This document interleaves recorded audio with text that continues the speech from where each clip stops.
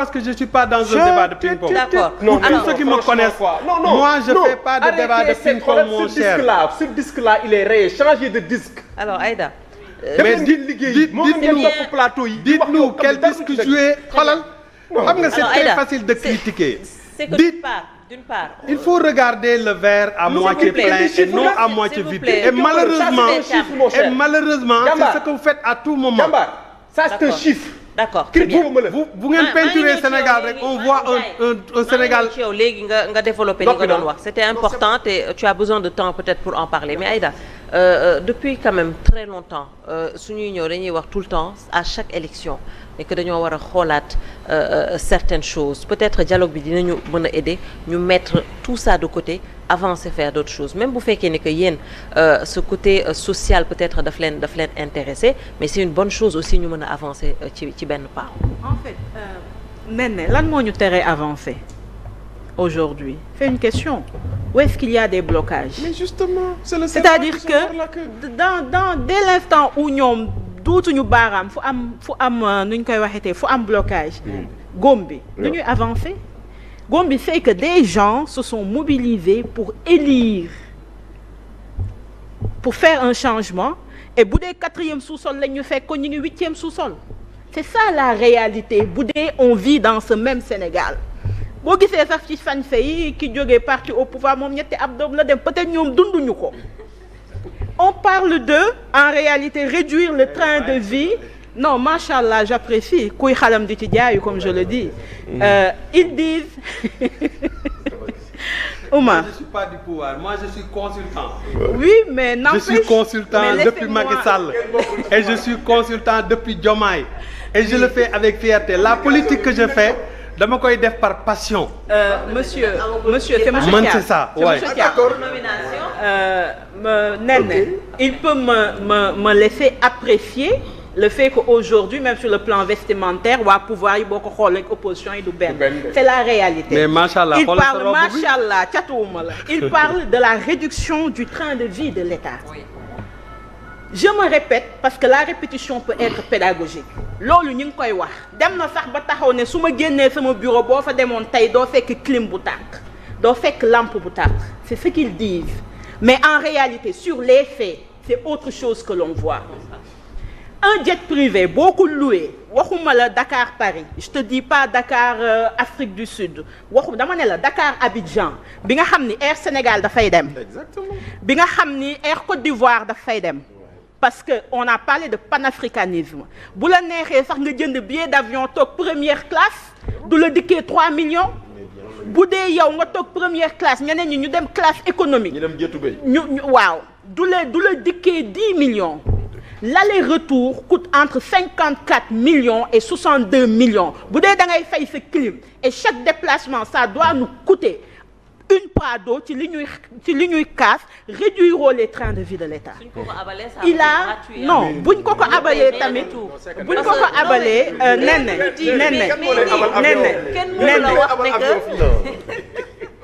Néné mais Adja loolu kii sister mais loolu c'est pas un problème. xam nga est-ce que xam nga itinéraire au président kii PM itinéraire bi mu teg. Je pense que souvent pour nga accommoder wu bon saboté wu ma suñu airline yi mais Afrique pour circuler fi souvent dafa métti. Donc bu doonee da nga am un calendrier restreint. Excusez-moi bëgguma dagg boo amee calendrier bu restreint. Ce serait mieux et plus efficace. Et même plus efficient. nga jël sa jet privé. 66 millions. Oui mais boo xoolee après en perte de temps. Oui, et en perte. Ça on ne peut pas être d'accord. Non. Bu dee loolu la moom on ne peut pas être d'accord. On peut ne pas être d'accord. Monsieur Thiam. Non, Monsieur Thiam. Là on n'est pas d'accord. Je peux terminer.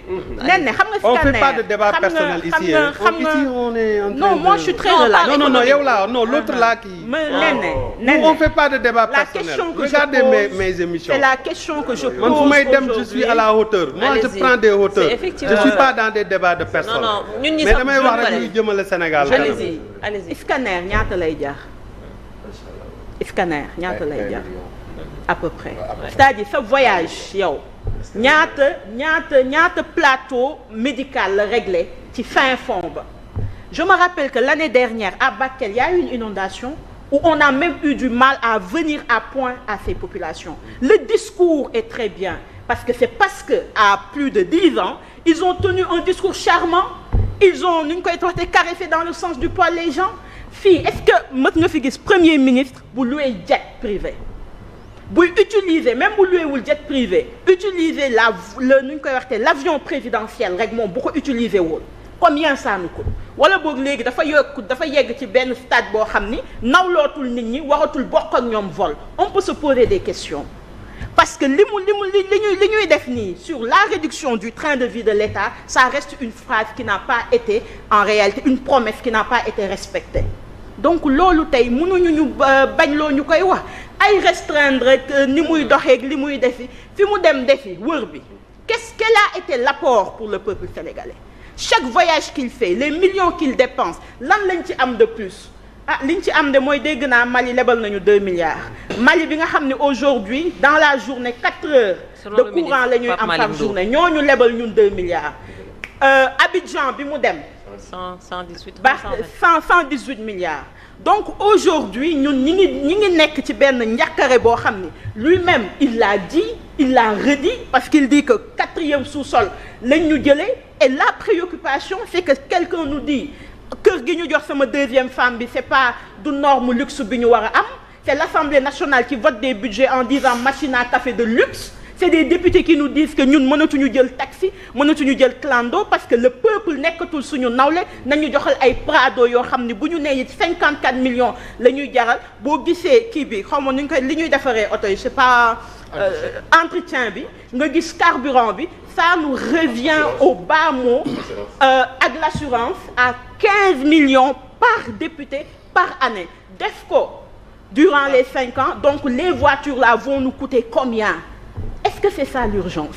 nen ne da ngay dem ci hôpital bi gis koo xam ni dañ koy jox en réalité ordonnance wala mu dem defi ay analyse y a pas de politique sociale du am lu mu ko fayee. Combien de personnes ils sont dans ces hôpitaux là génn guñu ci nguuta bi ñu jógee parce que le discours qui a été tenu mooy li fi xewoon waratu fi xewaat mais nous avons vu que comme ni ko am na benn chroniqueur bi ko doon waxee noskat yi ñoo changé mais en réalité système entre guillemets bi ñuy wax changé en réalité le don de soi pour cette patrie-là n'a pas changé en réalité les discours restent comme je l'ai dit les selfies restent ni ñuy taxawee ñoom ñett di réew ak yooyu ça reste parce qu'ils sont heureux d'être dans ce pouvoir-là mais est-ce que le peuple qui est en train de nous écouter est heureux? Posons-nous les bonnes questions. Ni nga ko waxee. Excellent. Ni nga ko waxee tout à l'heure mooy tey y a énormément de choses à faire quand l'un des leaders de l'opposition dem foofu ne leen nous venons parce que nous réclamons la libération des gens fii en 2023 tooguñu fi woon pour la liberté d'expression tooguñu fi woon di def les mêmes revendications que nous sommes en train de faire aujourd'hui ñu wax ko Ndoumbéla ne on a juste l'impression que on est en train de se répéter. Tout à l'heure maa ngi gis nit koo xam ni nee na pour li xew ci hôte en réalité il faut laisser les experts parler ñoom ils ont été experts dans ce qu'ils disaient sur chaque sujet ils avaient leur opinion que ce soit vrai ou faux mêlé à du populisme mêlé à de la noo ko waxee ADM xawma lan de la manipulation oui et sans aucune substance ils ont dit ce qu'ils pensaient maintenant nit ñi dañ leen di tere ñu wax lu ñuy wax qu'est-ce qui a changé? Quelles sont les urgences? Qu'est-ce qui doit nous pousser à aller vers un dialogue? Je ne le vois pas. Maintenant, comme je l'ai dit, nit ñi nag bu ñu toogee ba gis ni je n'utiliserai pas ce mot-là xawma nag synonyme bi parce que j'ai pas envie demain tamit ñu ma génn fii ñu may convoquer mais bu ñu demee ba gis ni mënuñu c'est bien qu'ils appellent ñi nga xam ne am nañu une expérience passée. C'est bien qu'ils appellent peut-être ceux qui, selon moi, ont un carnet d'adresses qui pourrait leur venir en appoint. Moi, c'est la lecture que j'ai de ce pseudo-dialogue-là. Et c'est la raison pour laquelle, comme je l'ai dit tout à l'heure, le maire de la ville de Dakar, dans sa logique, parce que même avec Macky Sall, quand il a appelé au dialogue, il n'était pas présent. Mais il a dit, il faut que les gens discutent. C'est la même chose qui s'est passée avec ce contre-dialogue-là, où des gens sont venus, ont fait des contre-propositions, ont donné leur avis. Parce que c'est ça le charme de la démocratie sénégalaise qu'ils veulent aujourd'hui maîtriser, tuer dans l'œuf. C'est loolu taxul, en réalité, loolu moo tax ñu fal. On parle de la rationalisation des partis politiques. Allons-y jusqu'au bout.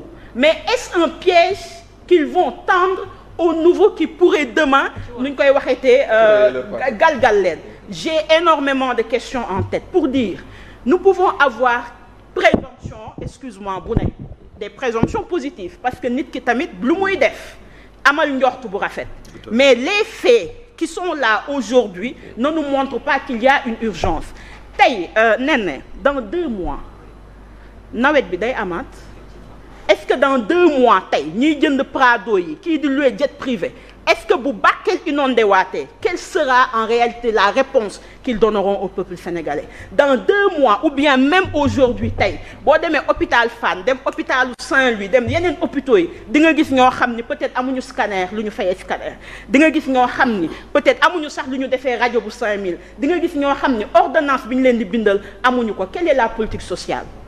Et tout ça, c'est ça les urgences, entre guillemets, comme j'ai l'habitude de le dire, urgentes. Et quelle est la réponse qu'on nous donne? C'est de nous rappeler le passé. Mais c'est parce que am na fu ñu nekkoon moo tax le peuple s'est levé pour dire ñii nañ fi jógee ñeneen ñëw. Et durant une année, j'aurais aimé que monsieur Thiam me donne une évaluation réelle, pas ce que Sonko a dit, pas ce que Diomaye a dit, mais en termes d'actes, qu'est-ce qu'ils vont poser. Man suñu ma joxee rek acte bu tegu ñu mën leen ko nangul, mais gisaguñ ko. C'est des arrestations arbitraires, c'est des mairies que l'on prend sur des personnes yi nga xam ne ils ont été en réalité bien élus. C'est la confiscation entre guillemets du pouvoir souverain, parce que nit buñ ko falee nga ñëw parce que neexu la nga jël li mu moom, en réalité jaay nga ko doole. Beneen bi tamit mooy à un moment donné, comme je l'ai dit, il faut que le respect puisse être réciproque. Les 2 personnalités de l'État qui ont été élues sont des personnes, ils ont été élus par le peuple sénégalais. Tey maa ngi gis am na ku defoon poste mu ne ci dialogue bi toutes les commissions de PASTEF ont intégré en réalité les commissions du dialogue, les sous-commissions. Ma gis mu cité benn commission boo xam ne am na ci 4 yoo xam ni dem nañu dans les différentes commissions, alors que les autres partis politiques dafa am quota bu ñu leen jox. Loolu c'est un débat démocratique.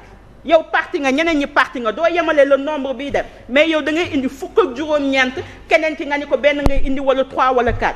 Est-ce que le débat sera comment on appelle ça? Est-ce que le débat sera équilibré? Et débattre de quoi? Du salaire du chef de l'opposition. Ils n'en avaient pas décidé du statut. On n'en avait pas discuté. Mais oui.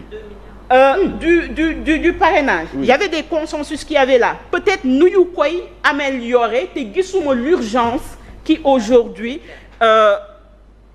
fait que ñuy indi dialogue bi. Mais en résumé, et je conclue pour ça, fii nag c'est venu d'une volonté de réconciliation, d'une volonté encore une fois de réconciliation. On dit que peut-être lu rafet la, mais nag une réconciliation sur des bases claires, pas une réconciliation sur le dos de la liberté des uns et des autres et sur le dos du peuple sénégalais. Et c'est ce à quoi en réalité le mouvement Sénégal bi ñu bokk appelle. Très bien, Cheikh, léegi nag mën nga ñëw ci chiffres yi nga doon